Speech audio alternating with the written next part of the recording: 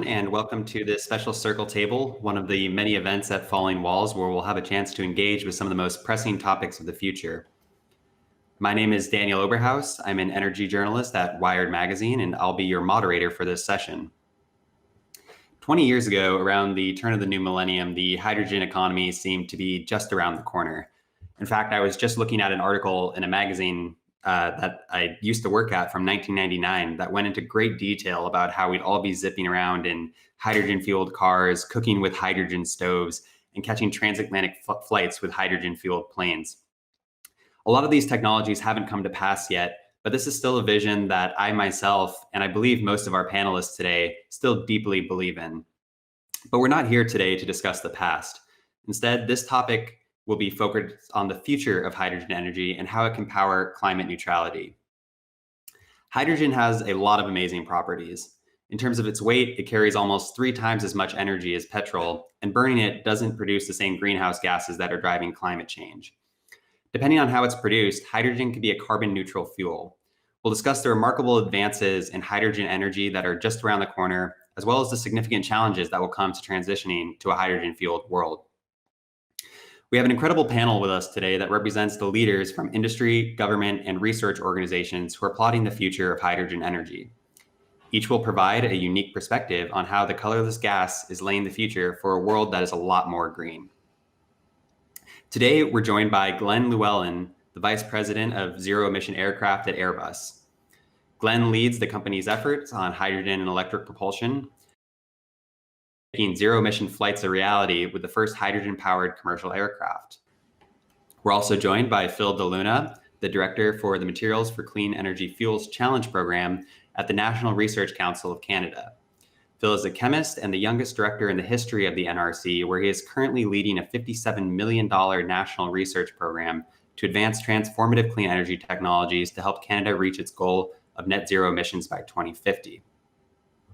And last but not least, we are joined by Peter Wasserscheid, the director of the Helmholtz Institute, Erlangen-Nuremberg. Peter is a world-renowned engineer with extensive experience in both industry and academia, whose pioneering research has transformed Germany into a leader of the hydrogen revolution. Welcome, gentlemen. Thank you so much for joining us. Thank you for having us.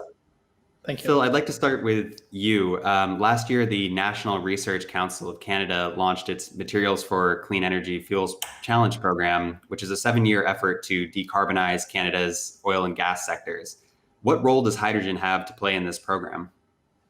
That's an excellent question. And before I answer it, I actually want to address your first comments about how it seemed like 20 years ago, at the turn of the century, hydrogen was all the news. But back then, we have to think about what was driving hydrogen. And back then, it was a fear of fossil fuel scarcity. It was a fear of instability. And of course, with the invention of fracking and the transition of America to becoming a net energy exporter, and quite frankly, the decrease in the price of fossil fuels, that fear has not come to be realized. Rather, today, what's driving hydrogen is climate change. And as you said, it's the net neutrality option of it. And so your question around what role does the oil and gas and petrochemical industry have in promoting or in the hydrogen economy? Well, I like to think of it in this way. The oil and gas sector, they realize that there needs to be a transition in that sector. At the same time, we can't just electrify the world's economy alone to get to net zero. That would only get us about 30 to 40% of the way there. There are a broad range of sectors and applications where we still need higher density or where they're hard to abate with electrification alone. And this is where hydrogen can really play a key role. And the oil and gas industry has a role to play that in as well. What I mean by that is when you think of the oil and gas industry and what skills they have, chemical engineers, pipe fitters, folks who know how to deal with mass flows and energy balances on large, massive scales.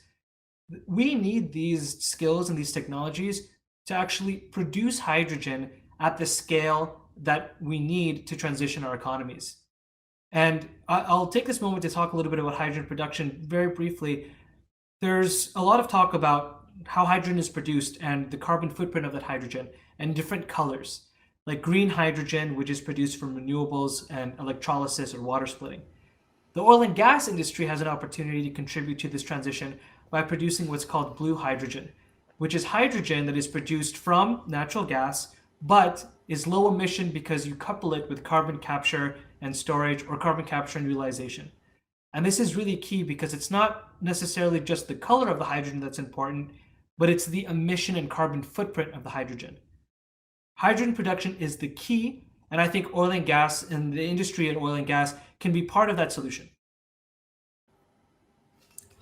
And Peter, your work has focused on both science and applications of hydrogen fuels. So in your mind, what are the biggest scientific challenges and the most promising technologies for hydrogen fuel in the near future? There are many different fields that you have to bring together to make a hydrogen economy a success. This is production, this is hydrogen logistics, this is efficient hydrogen utilization, and what's also very important is the industrialization of the key components of a hydrogen economy, like electrolyzers, like fuel cells, or like storage units. And now, depending on who you ask, you can say the scientific challenge is in all of these areas, and progress and scientific advance is important in all of these areas. But what is the most important point is that the hydrogen economy can only be successful if the whole value chain works. So we should not focus on getting production better and better and forget about logistics or utilization or the industrialization of the components. Basically, we need all these four fields to work successfully in order to make a transition to hydrogen economy and to make hydrogen economy a success. And if you ask me, I fully agree to the previous speaker concerning the focus 20 years ago and today.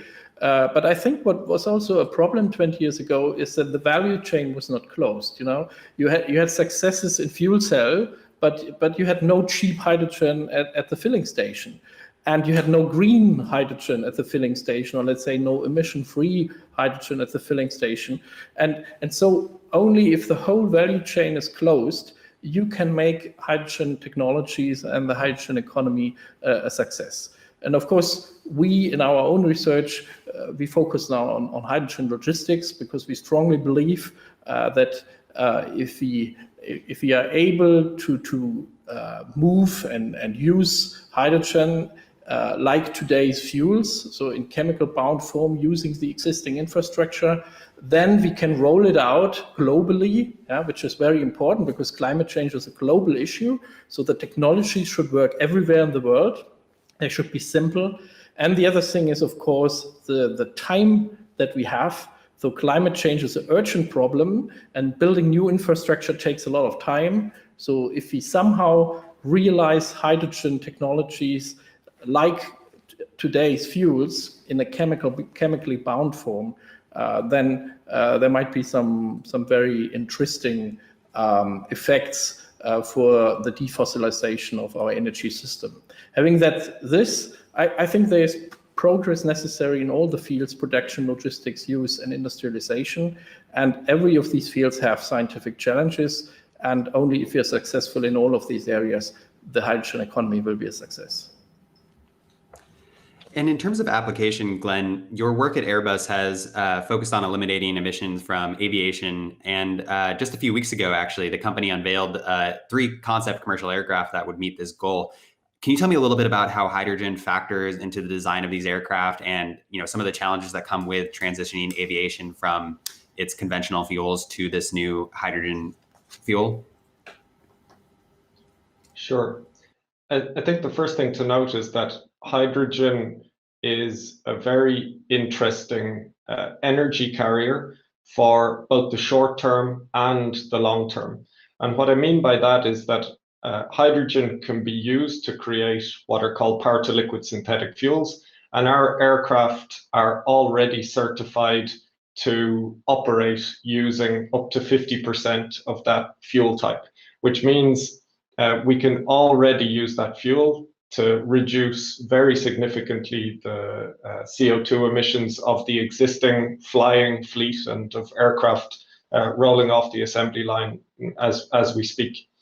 Hydrogen also has the potential to power in its raw form aircraft of the future. So it means really quite clean sheet design, new aircraft designs being required for that kind of aircraft propulsion system, where we look at quite new technologies in the propulsion system, gas turbines which can combust hydrogen, so it requires changes in the combustion chamber, in the injectors, in order for us to be able to do that. We need fuel cell technology as soon as we start to carry hydrogen on board the aircraft. In fact, batteries don't really make sense to hybridize. Fuel cells are what really makes much more sense to hybridize the aircraft. And many of you are probably aware that fuel cells operate at quite a high efficiency level, and that's really good at complementing gas turbine combustion systems, which at some points are perhaps operating at off design, off optimum points. Other technologies which are really required in order for this to materialize are liquid hydrogen storage. We're definitely very clear that in order for aviation to use hydrogen, we need liquid hydrogen. It's not going to be gaseous hydrogen, which achieves the weight and volume requirements for us to have large commercial aircraft operating with zero emissions. And I guess all of this is a huge challenge for us. We have engaged a lot of people to help us with this challenge. People from the automotive industry. We've recently announced the setting up of a joint venture with a company called Elring-Klinger that have great pedigree in fuel cell technology for ground applications, and now we're going to start with their technology and bring it to aeronautic specifications so that it can be capable to reduce emissions in aeronautics. We're working also with the space sector, who have done huge amounts of work on hydrogen and cryogenic liquid hydrogen, which, as I said earlier, is really interesting to us. And that it's nonetheless a challenge, but the target of being able to fly with really zero emissions and to be essentially powering the aviation industry with renewable energy is such a huge prize that we're motivated at Airbus to do this. And we believe that we are going to do it and that this is going to be a real success story for our industry. Peter, earlier you mentioned that hydrogen logistics is a huge piece of this puzzle in transitioning to a hydrogen-based economy. You yourself have done a significant amount of work on figuring out how to transport hydrogen from point A to point B using existing infrastructure. Can you tell me a bit about how that actually works? Is this a matter of altering the fuel to make it friendly to existing infrastructure, or is this going to involve a significant overhaul to our existing gas systems to make them hydrogen compatible? Thank you very much for the question, also for the opportunity to talk about our research a little bit. But then I will widen the scope and will also talk about other approaches. So our research approach that we introduced together with others is a so-called liquid organic hydrogen carrier technologies. It's basically the concept of a refundable bottle system for hydrogen. So you have an organic liquid that can be either rich or lean in hydrogen, depending on whether you have hydrogenated it or whether you have dehydrogenated it just before. And it's like a refundable bottle. You fill it with hydrogen at a place where renewable energy is easy to harvest and cheap, and you run your electrolyzer. So then you have a chemical reaction that transforms the hydrogen lean compound and liquid into the hydrogen rich one.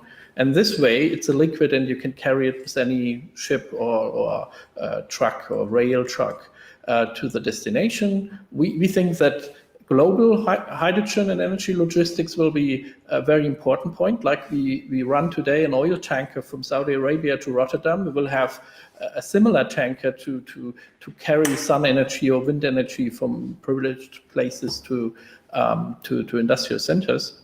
And then at the place, you can release the hydrogen in the reverse reaction. And you can do this either, let's say, at a central industrial unit where you feed a pipeline or whatever with this hydrogen, but you can also do it, and this is very special for the LOHC technology, you can do it on board of the vehicle. So if you have a ship, for example, you can directly do the hydrogen release on board of the ship and then run the ship with this hydrogen. And we're also working on train and truck systems. On airplanes, it's a bit more difficult because the carrier has a weight by its own, and so the amount of hydrogen that is bound is only around about 6.2 mass percent. So it's enough for ship, trucks, and trains. But I agree to my colleagues that for airplanes, at least for long transatlantic flights, we need a more energy dense form, which is either synthetic fuels where you burn the whole thing and you make also let's say use of your carrier molecule, which is CO2, or the liquid hydrogen option. Yeah. So having said this, I believe logistics is really a key step, because we will not harvest hydrogen where we use it, yeah? Because high population density is the biggest enemy of harvesting renewable energy. So where the energy is consumed on this planet, yeah, you do not have the easiest conditions to harvest it. Yeah? And this is why the logistics aspect is so important. And now the question is, what is the best way to do the logistics?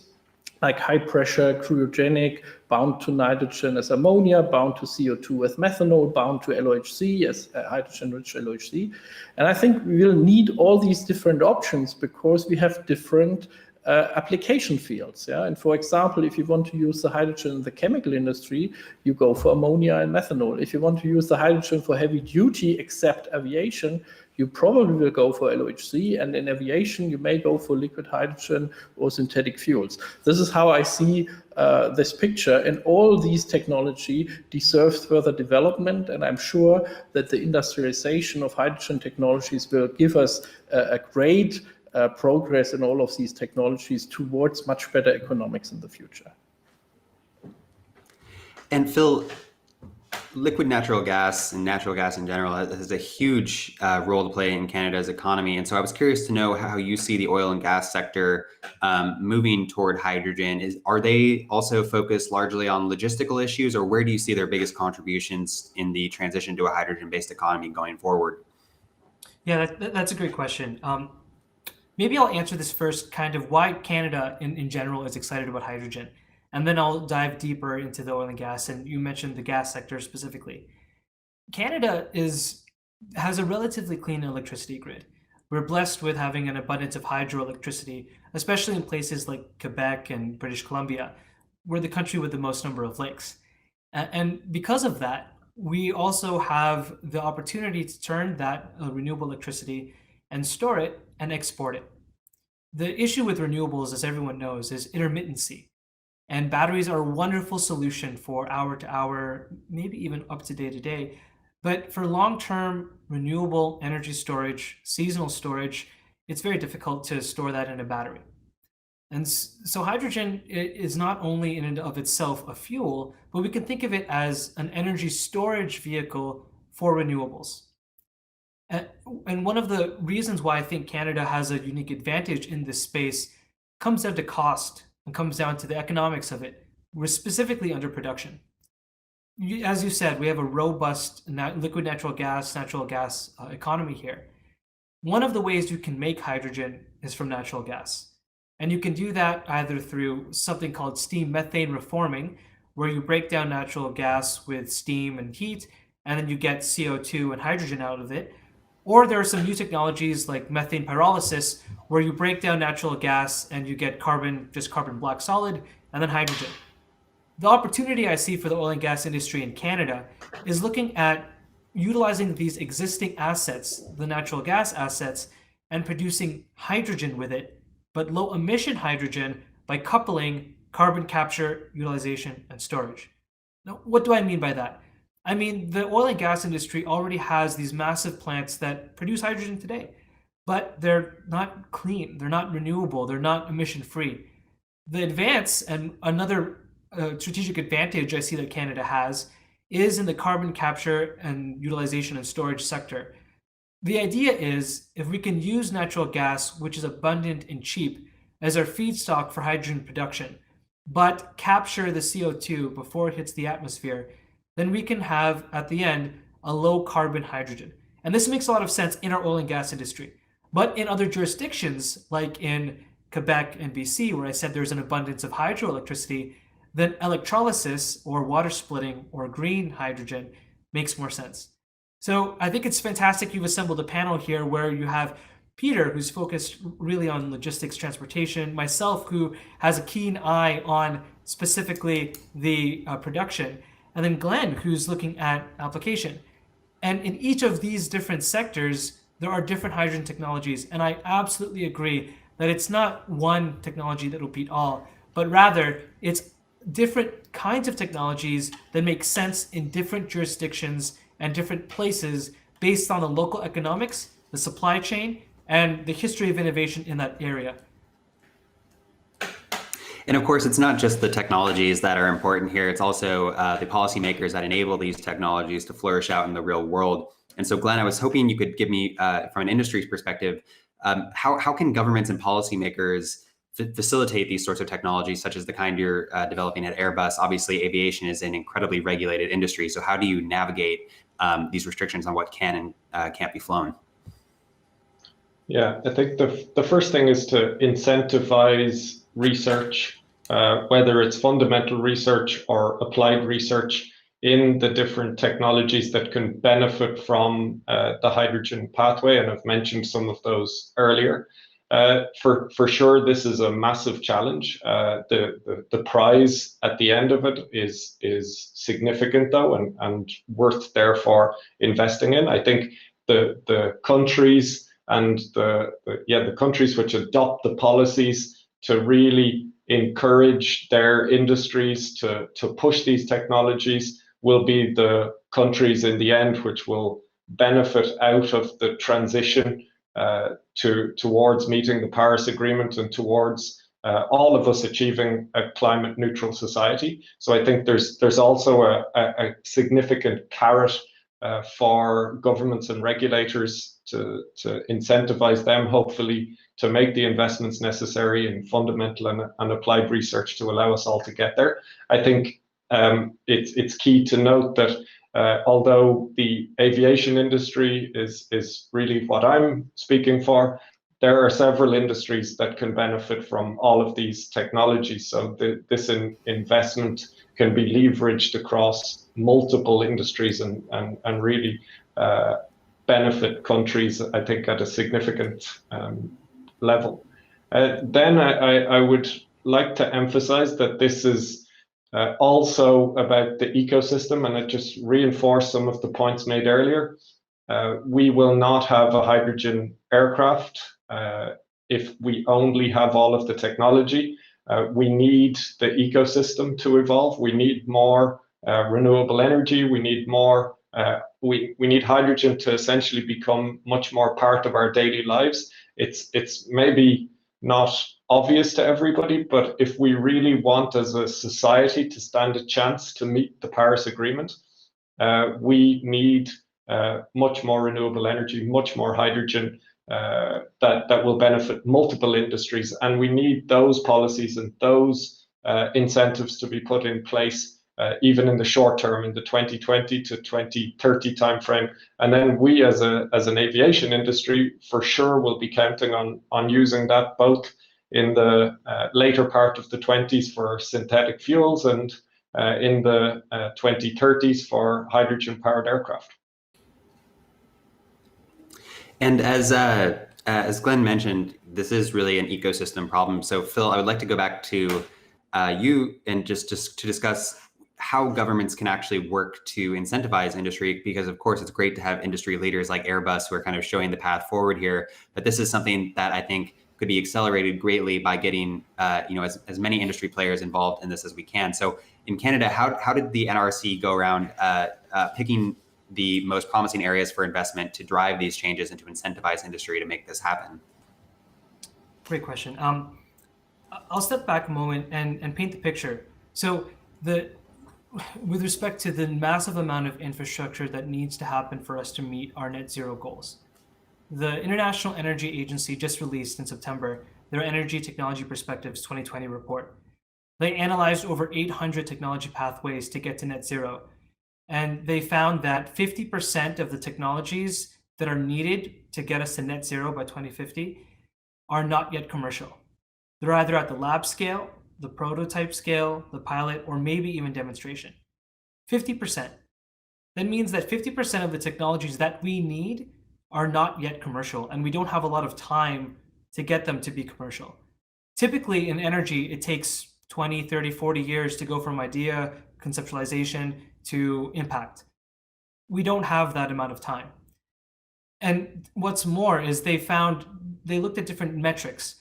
The number of solar farms that needs to be produced, the number of electrolyzers that needs to be produced, the number of large-scale carbon capture and storage units that need to be produced. We need the world's largest electrolyzer that exists today. We need to make one of those I believe it was every day or every hour in order to meet our net zero pathway. So what role does the government have to play? The government has a role to play in the infrastructure investment, in de-risking technology, in supporting R&D.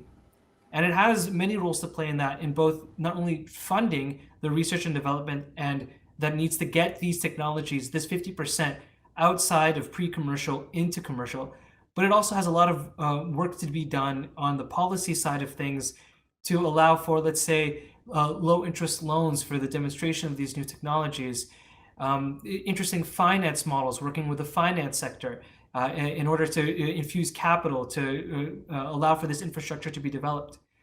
And now I'll talk a little bit more about the NRC and how we look at this. The National Research Council of Canada, for those who don't know, is Government of Canada's main national lab system. We own and operate 22 national labs and employ around 3,000 scientists and engineers across Canada. We view ourselves as that bridge between the exciting, technologically advancing, low TRL work that's happening in universities and the commercialization and scale up and deployment that needs to happen in industry. One of the biggest issues with any development of any technology is the risk that's associated with going from a low technology readiness level, or low TRL, to a high TRL. A lot of these things may fail, a lot of these things may not work. And so I view the NRC and the government's role is really to help bridge that gap, provide centers, provide collaboration opportunities, connect industry with academia to develop these technologies and reduce the risk at the other end of that spectrum. And for my program, how do I find the best technologies to work with? Well, there are different ways. First is strategic interest. And what is NRC good at and what can we help with? And where do we need to go? And that's a market opportunity assessment. And that's all the things I was just talking about. And then second, what technologies have the potential for the greatest impact? We're looking for disruptive technologies, nothing incremental. And we need to find the teams and the people who can deliver on that vision. That's the role. And it's a difficult job, but it's one that I think the government needs to step up to do. And Peter, you have, of course, been involved with a few successful hydrogen-based startups. I was hoping you could provide your perspective on what could be done to facilitate the transition of promising hydrogen technologies out of the lab in academia and independent research institutions and into real-world development. What can be done to make that easier? Let's say maybe my answer is it's unexpected to you, but my experience is the biggest success factor to have a successful startup in technology and in particular in hydrogen technologies is an ingenious chief executive officer. So a young person full of dynamics, full of vision, who is able to operate a steeply growing enterprise. And this is not easy to find. because you have technical skills that are needed, and you have the management skills that are needed, and you have also the whole investor relationship aspects to cover, because startups and young companies in the energy sector are very, very capital intense. Yeah. So in contrast to IT startup, a software startup programming some apps on a computer and being very successful with that, in hydrogen technologies, you need a technological vision that gives you a unique selling position, of course, but then you need a lot of investment to bring this on demonstration scale, to have the prototypes, to convince the markets that this is the way to go.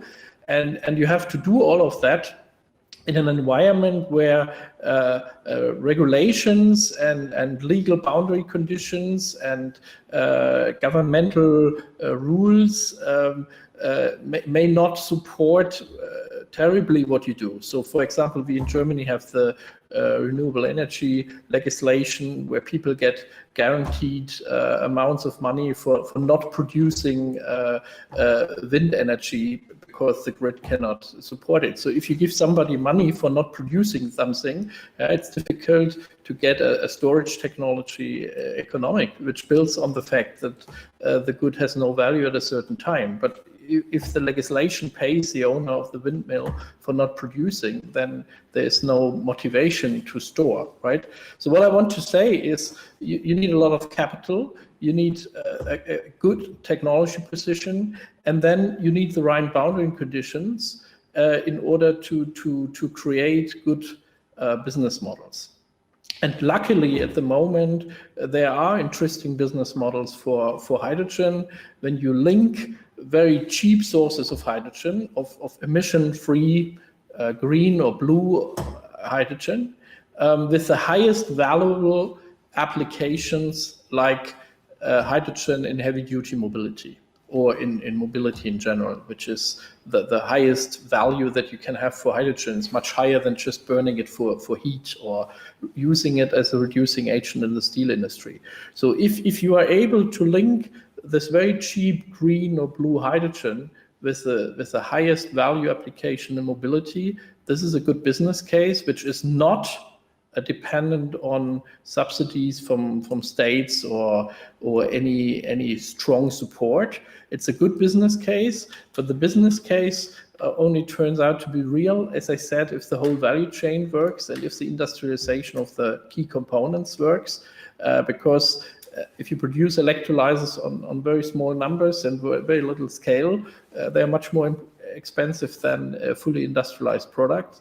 And the same is true for compressors and for storage units and for fuel cells. So I would say for young people, for young entrepreneurs, it's the right time to make startups in hydrogen at the moment, because we have a society that looks for a disruptive change in our energy system, and hydrogen technologies will play a key role next to battery technologies to make this happen.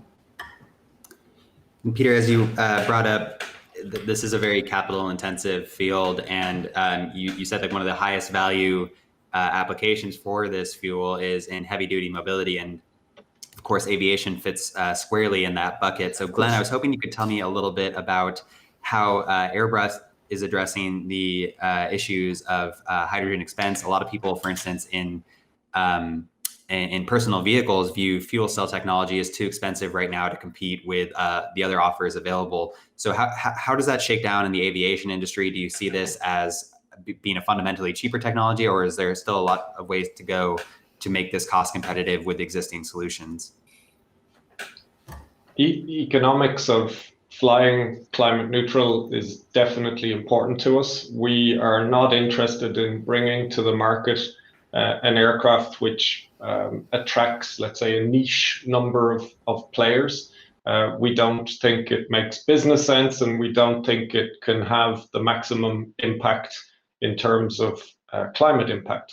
So the economics is critical, and we're already at a very early stage focusing a lot of our technology activities on design to cost. It's perhaps unusual that at this early stage in an aircraft development, we have so much focus on the technology from a cost perspective, as well as the sort of more classical parameters that we are pushing the technology on. And then the other aspect is, of course, the ecosystem that we were speaking about earlier. The ecosystem development is going to be extremely interesting. I think we see lots of positive signs which will allow the cost to come down. We see, for example, I think it's 9 truck companies who have come out with hydrogen concept vehicles or are already operating hydrogen vehicles on the road. 9, I mean, that's incredible, and that's over the space really of the last 12 months. That's going to excite the ecosystem in the next years, and it's going to scale the technologies that we need on the hydrogen infrastructure side. It's a very positive sign, I think, for the industry.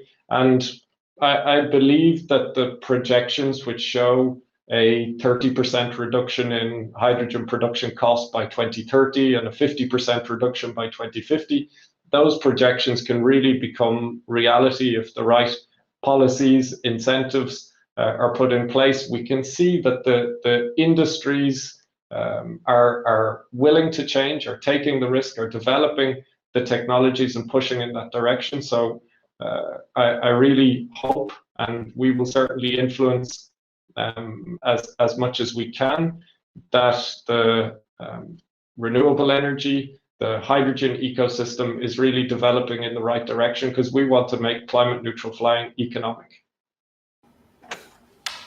And of course, this is to some degree a production problem, and we need to figure out how to lower the cost of hydrogen production.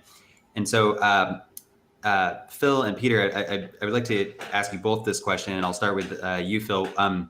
Earlier, you had mentioned that steam methane reformation is one of the, I guess, most widely used ways that we produce hydrogen today. But of course, there are a lot of emerging new techniques, especially within electrolysis and using electricity to split water into its constituent elements. So I was hoping you could kind of give me a high-level overview of the trade-offs involved with these different approaches to hydrogen production and what you see as the most promising way forward here to lower the cost and scale hydrogen production. Yeah, absolutely.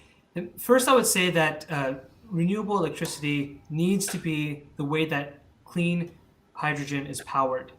And what I mean, especially when it comes to electrolysis, if you're ending up using electricity from a dirty grid where you're burning coal to generate that electricity or something like that, then the end sort of cradle to grave emission embedded in that hydrogen will be worse than if you were to do steam methane reforming with, let's say, carbon capture, utilization, and storage.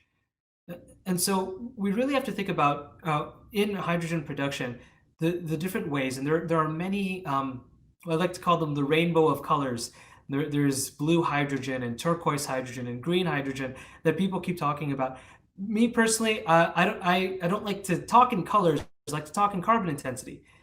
And maybe I'll break down sort of the different technologies in my view that I think hold the most promise. Steam methane reforming right now is commercialized, it's industrial. In the short term, hydrogen will be produced this way. We need to lower the emissions of the hydrogen. And the only way to do that is to capture the carbon before it goes in the atmosphere. So for that section of hydrogen production that relies on massive plants and centralized hydrogen production, we need to lower the cost of CCUS to make that more to make more climate sense. There's a new emerging technology where you take hydrogen and you break it up into, you take natural gas and you break it up into hydrogen and solid carbon. This is called methane pyrolysis, much earlier stage, and it's essentially heating up natural gas in the absence of oxygen so you don't make CO2. This is in the R&D stage. We're actually working with a startup company in Canada called Econa Power that is looking to commercialize this technology. And this speaks to Peter's point about the need of having startup companies that can push the envelope and innovate. And then on the electrolysis side of things, or the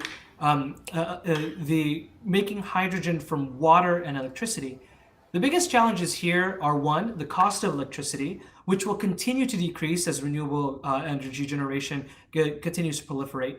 But then two, the efficiency of the catalyst, which is the underlying material that can take water and split it into hydrogen and oxygen.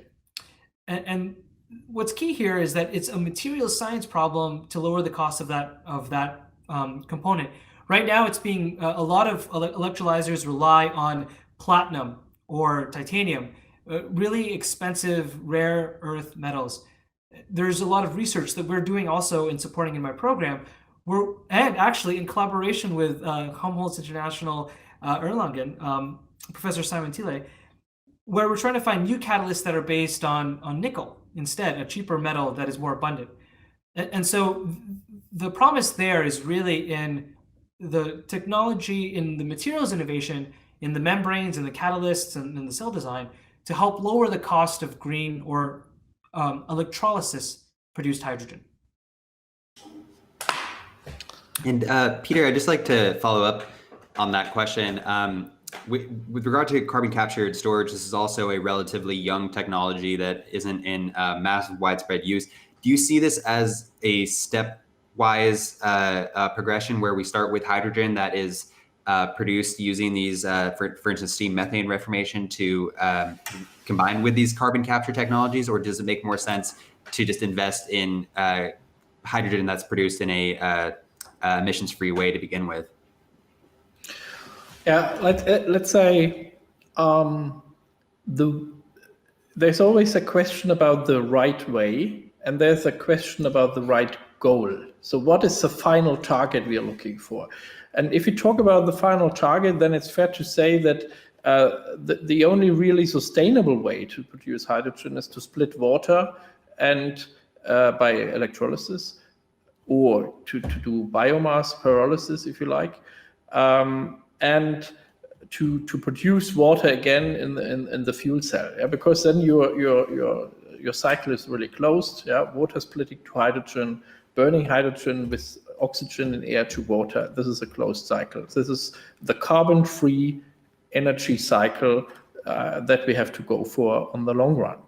Now, there's certainly good reason to think about alternatives on the way to this final goal.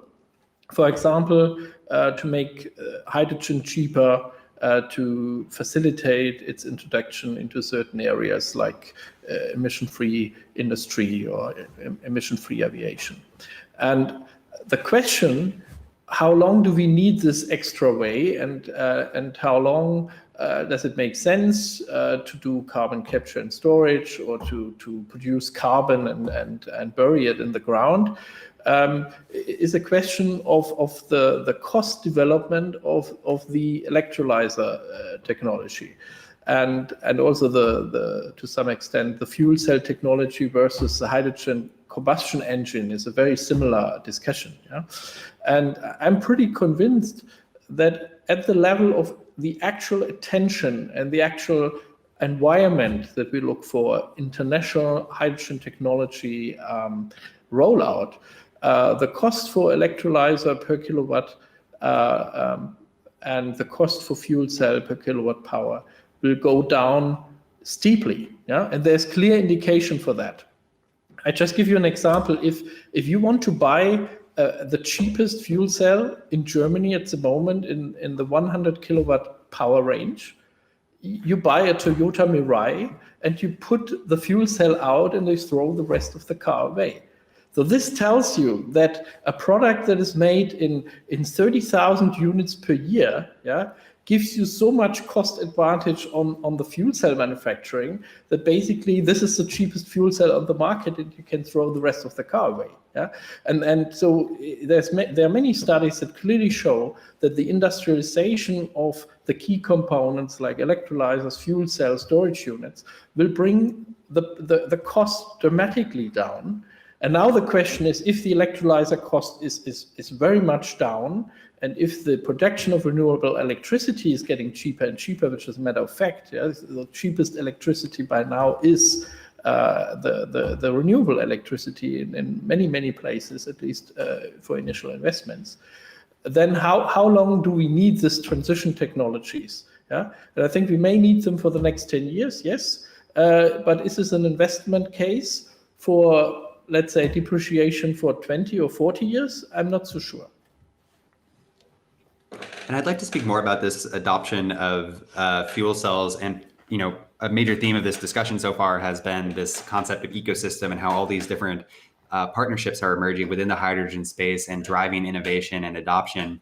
And so, Glenn, earlier you had mentioned that Airbus's work on a zero emissions aircraft has drawn a lot on developments in the space sector, in the automotive sector. So in terms of the future of hydrogen fueled aviation, if we're looking for the fuel cells that are going to be used in these planes, is it a matter of popping the hood on a car, a fuel cell car on the road, and like that's going to be what's used in aviation, or how are these sectors interacting to drive Airbus's goals forward?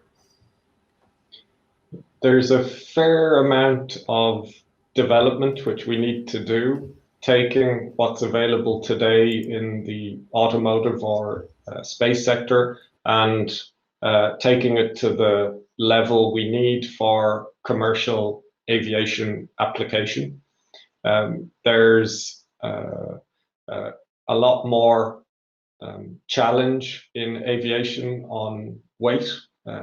Clearly, the bigger the mass we take into the air, the more energy we consume flying, and so the more cost there is to flying. So bringing the weight down is really significant for all of the hydrogen technologies that we're interested in, whether we're talking about liquid hydrogen storage, liquid hydrogen distribution, gas turbines that will combust hydrogen, or fuel cell technology. All of these are clearly needing to be lowest possible weight. We need the economics to be right, like I mentioned earlier, because that's how we'll have the biggest climate impact. And I think working with players and building on what players in other industries have already done is really important for us. I think we need to be very humble about the challenge that's in front of us and bring on board people who can help us, because this is probably the biggest transformation that our industry has ever seen. It's extremely exciting, and we see lots of people wanting to join us on the adventure because the prize, I think, is incredible.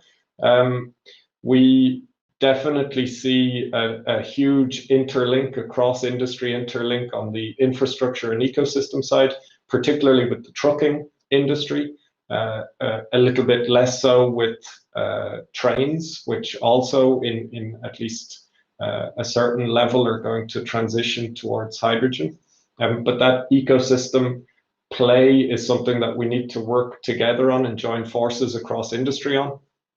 We're already working with energy companies, with airports about developing this concept that we call hydrogen hub at airports, where airports are starting to think about using hydrogen in the 2020 to 2030 timeframe to decarbonize ground transportation around airports. Airports are massive logistics hubs. A lot of freight, for example, goes through airports. Trucking is interested in hydrogen hubs at logistics points. That's potentially an interplay which could be very powerful for trucking and for aviation. And so we're developing all of these concepts. And I think, yeah, it's really important to look outside our classical partners inside aerospace to make this happen, and we need, and I think we have the humility to allow that to happen. And Phil, I just wanted to follow up on part of this with you. In terms of driving consumer adoption of hydrogen technologies, I was curious to get your thoughts on what could be done to foster consumer interest here. The use of fuel cell vehicles, for instance, is exploding, but that's kind of a relative term. I think it doubled the number of fuel cell vehicles sold just last year, but that still only represents a few tens of thousands of cars around the world out of the millions that are sold every year. So how can we foster consumer interest in this technology and make it more readily accessible for them? Yeah, to me, I think the biggest issue with consumer adoption of hydrogen is education and understanding hydrogen technologies. You talk to someone who may not know much about technology, and you tell them about hydrogen, and they think of big balloons that are blowing up in the sky. And that's not the case at all, and how safe and the technologies that we've developed and hydrogen in its use case today, it's not true. So I think a lot more understanding has to be done, and quite frankly, a lot more penetration into the public perception, popular media, and the zeitgeist of the world. And right now, hydrogen is exciting for people who care about climate or clean technologies, but it hasn't captured the imagination necessarily of the millennial crowd, which I am a proud member of, which will be going forward one of the largest consumers in years to come. So why is that the case? And I think a piece of that is that it's a little bit difficult to understand a carbon-free net neutral cycle and why that matters. It's a little bit difficult to understand and compare, a hydrogen-powered car to a Tesla. I think hydrogen needs its own Tesla, and of course you see and follow the news of Nikola recently, and the kind of meteoric rise and then the tragic fall. That doesn't help the rest of the industry. But what will help is exactly as what Glenn said, more and more companies signaling that they want to get into this space, and it just becoming more commonplace for people to understand and for consumers to understand. I'm certain and I'm sure that it will become more popular and people will understand it and embrace it as time goes on. But I think actually we need popular media to help us, lead us in that direction. And quite frankly, your job at The Wired is exactly an example of that. Yeah, I couldn't agree more that Tesla has done wonders for energy storage. It's hard to would have been hard to imagine 10 years ago people being excited about batteries, and I think they've driven tremendous interest in this space, and I think something similar very much is needed for hydrogen as well. To that point, Peter, to go back to the logistics of this, I think a lot of people's first experience with hydrogen is going to be perhaps using it in their home, whether or not they're aware of it. A lot of places are already beginning to experiment with hydrogen blending. And I was curious to know your thoughts on this approach to integrating hydrogen in with existing natural gas technologies. Is this something that you see as a promising way forward, or is this ultimately going to slow the transition from natural gas to a pure hydrogen solution? Yeah, thank you for the question. I think this is an interesting concept to make hydrogen part of the energy system, and also to create scaling effects in hydrogen manufacturing. Yeah, so large-scale electrolysis and also other options to make hydrogen at large quantities. So in Germany, we have experience with legislations that force people to mix renewable shares of energy carriers into the classical fossil mix. So for example, we have 10% of bioethanol in the classical auto fuel. We have 7% of biodiesel in the classical diesel. And why not having 10% of renewable hydrogen in the gas grid? Of course, this is additional cost, but also the biodiesel share and the bioethanol share is additional cost, and has really promoted, of course, the production of the renewable component in the energy carriers. What's very important, though, is that this share of the hydrogen in the gas grid is really green, or let's say emission-free, in order to justify this extra cost. And apart from that, this would be one possibility to scale up hydrogen economy in countries that have a working gas grid. But I want to add something to that. If you talk about hydrogen in pipelines, Yeah, we have to understand that pipelines are an expensive infrastructure. To build pipelines new takes long time.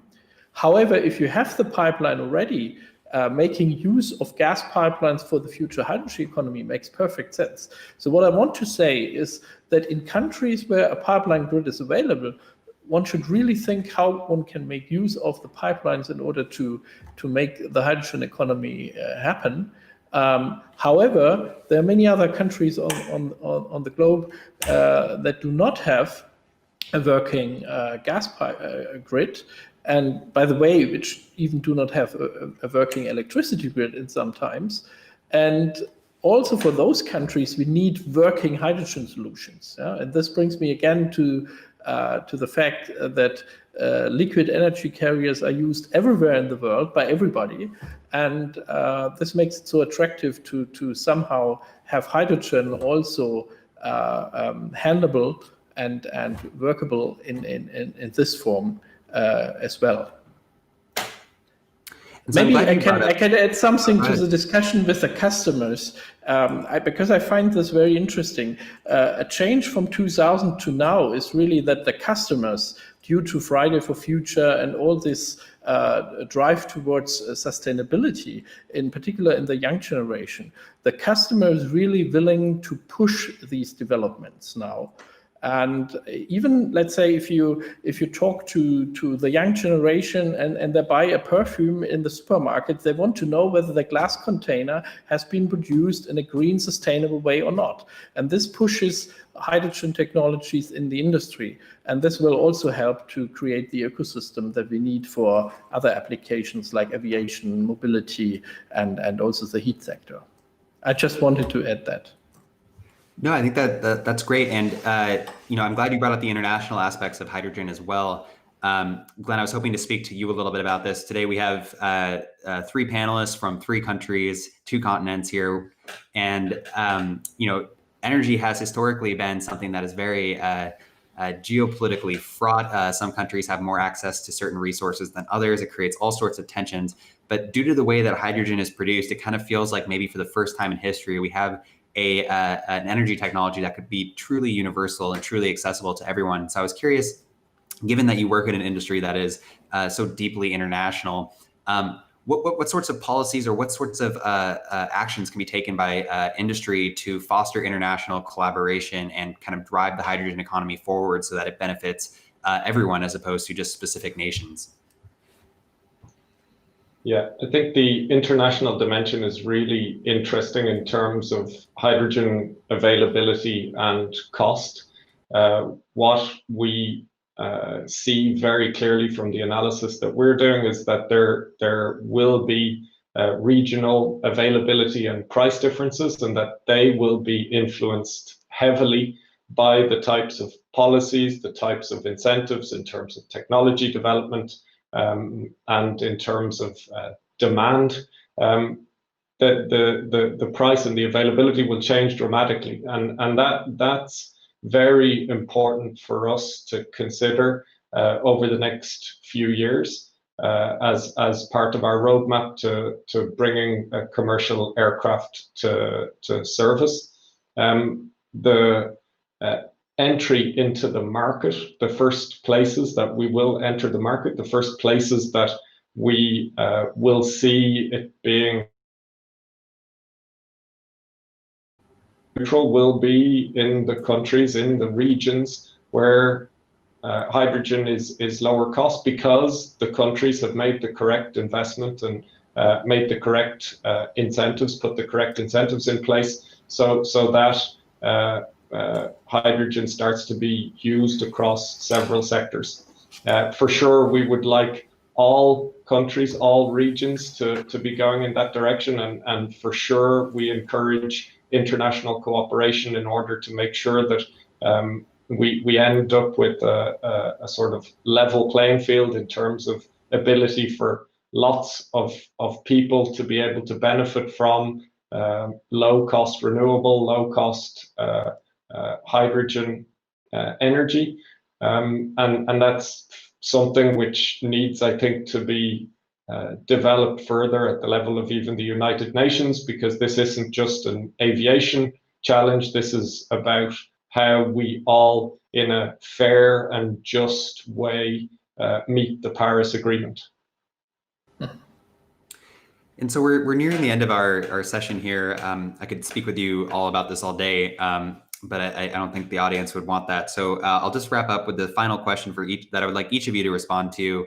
That is really looking to the future, and what can we expect in the next 10, 25, and 100 years? If this transition to a hydrogen-based economy does happen, what should people be looking out for? What do you see happening in these different timeframes? Phil, I would like to start with you. Give me your projection for the next decade, quarter century, and 50 years out. Right. So I'm going to give an optimistic view of what I hope happens and what I'm personally working very hard to see happen. In 10 years, I hope to see a massive scale up of hydrogen production, utilization, consumer use in lightweight mobility, heavyweight mobility, etc. In the short term, it really will be a massive infrastructure push. And so countries all around the world need to work together in order to capitalize on this opportunity. CO2 molecules don't know boundaries. And unfortunately, climate change is something that's impacting us all, similar like to the pandemic. So I really hope that within the next 10 years, we see a concerted international approach to this. In the 25 years, I hope we start to see hydrogen begin to overtake and become embedded much more deeply into our society in every sector, not only energy generation and heating, et cetera, but also heavy industry, mobility, everything. And in the 100 years, I hope that we have completely, as to Peter's point, moved away. And I actually hope this happens sooner than this, maybe even 25 years. But hopefully we've moved away completely from utilizing fossil fuels at all. And that hydrogen really does become a cornerstone piece, in addition to electricity and electricity batteries and energy storage and generation, a critical piece to the net zero or completely zero carbon climate and economic future that we have together. And I really hope to see young, exciting entrepreneurs leading the way, young scientists, the next generation, and people, taking control and understanding that this is a massive transition that will require not just technology, but finance and policy to really make real. And Glenn, I would like to pass this over to you. Obviously, Airbus is thinking already on a pretty long time frame. So what does the near, mid, and far future look like from your perspective? Yeah, already looking not so far backwards, worldwide wind energy production has multiplied by 2 over the last 5 years. Worldwide solar energy production has multiplied by 5 over the last 5 years. That's massive, and when you look at the curves, you can see that they're going exponential because they compete with other forms of energy production now in many places without subsidy. We're going to see exponential growth of renewable energy, and at Airbus we want to position aviation to be powered by renewable energy over the next few years in terms of technology development. In the short term, we're going to see flight demonstration of hydrogen propulsion technologies, and in the 2030s we're going to have the first zero emission commercial aircraft coming to market. In the longer term, I believe we will have climate neutral flying, and we're laying the foundations for that now. And finally, Peter, I'd like to end with your perspective on this. What does the future look like for you? I think let me tell first about the past. In the past, we had fossil fuels, and we converted those into electricity, and we used them as fuels in combustion engines. I think in the future, what we will have renewable electricity first, and we will have that in the grid, but we will also convert it into some kind of energy carriers and fuels in order to power large vehicles, to power the industry, and to make use of the energy content that liquid fuels and also liquid hydrogen has, and the storage and the transport capability, the option to use it at a different time and at a different location. Now, This is my view on the future. So in 2050, I hope that we will have, at least in many countries, as many as possible, a fully defossilized energy system. And in this energy system, we will have hydrogen as a substitute for, if you take road vehicles, for diesel, if you like, because this is a characteristic, large energy amount, heavy duty, and so on. And we will have batteries to substitute auto fuel, where you have high power and short distances and a different user profile. Yeah? So the most important thing is that we have all the technologies at hand, different hydrogen technologies and also other technologies, to make this emission-free energy system a reality. And I'm totally convinced that hydrogen will play a very important role in this. But there should also be a competition between hydrogen and other technologies, hydrogen in liquid form, in compressed form, in chemical bound form. And only if we have that competition of technologies, we will have a cheap and economic, green, sustainable. I don't want to see a 100% hydrogen economy. I even don't think that this makes a lot of sense. We should have a zero emission energy system in which hydrogen will play a very important role next to other options. And this is what I do also with my research group. We try to create the best technology options for a future emission-free energy system, and then the best technology should win for each single application. Well, I think if there's been any theme to today's discussion, it's that this really is going to involve input from everybody. We're going to need industry, academia, and of course the government on board to make this happen. And it's not just about hydrogen, but it's about fostering a kind of a green mindset more generally. So Glenn, Phil, and Peter, I can't thank you enough for joining us today. It's just been an amazing discussion. There are some major challenges clearly that we need to overcome before we can make this transition, but this talk has given me just an immense hope for the future. So I'd also like to thank the audience for attending today's session, and of course Falling Walls for organizing not only this panel, but the entire conference. It's really not easy putting something like this on in the middle of a pandemic, and it's just been a fantastic event so far. So I'll just take this time to remind everybody that you can check out the highlights for the day every day at 12 p.m. Greenwich time. That'll give you a retrospective of the day and what to look forward to in the conference. And I hope you'll stick around for the next circle table later this afternoon at 4 p.m. on the incredibly important topic of vaccine distribution in a geopolitical context. So there's hundreds of events to check out this year, and they're all accessible at www.fallingwalls.com. You can see the entire program, and I hope you'll stick around for more.